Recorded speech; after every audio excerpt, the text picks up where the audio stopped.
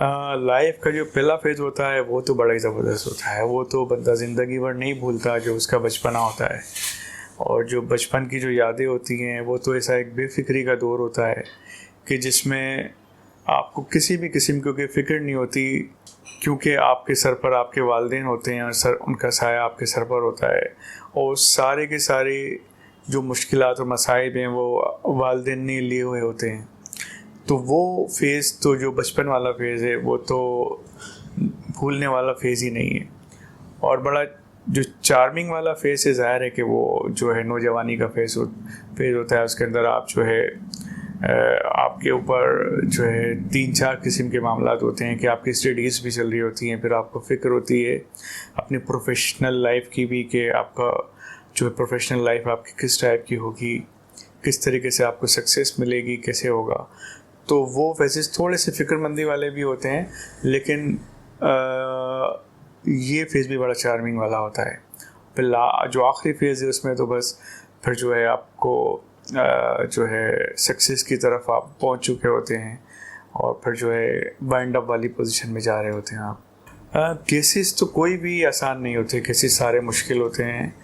वजह ये होती है कि आपके जो क्लाइंट्स होते हैं आपको उनकी बात आगे कोर्स के अंदर प्रूफ करना होती है, through documents, through evidence proof करना होती है। तो डॉक्यूमेंट्स के ज़रिए प्रूफ करना तो बड़ा आसान होता है, लेकिन जब एविडेंस वाला साइड आता है तो ज़ाहिर है कि जो आपके क्लाइंट्स होते हैं वो तो बिल्कुल नए होते हैं कोर्स के हवाले से, क्योंकि सामने क्रॉस क्वेश्चनिंग हो रहे होते हैं। तो उनको जो समझाने वाली पोजीशन होती है कि किस तरीके से आपको फेस करना है, किस तरीके से आपको जवाब देना है, तो वो थोड़ा सा एक मुश्किल फेज़ होता है। बाकी केसेस तो बहुत अच्छे हैं, अल्लाह पाक ने करम किया है और जो है वो अल्लाह पाक ने तकरीबन केसेस के अंदर हमें जो है वो सक्सेस भी दी है, कामयाबी भी दी है।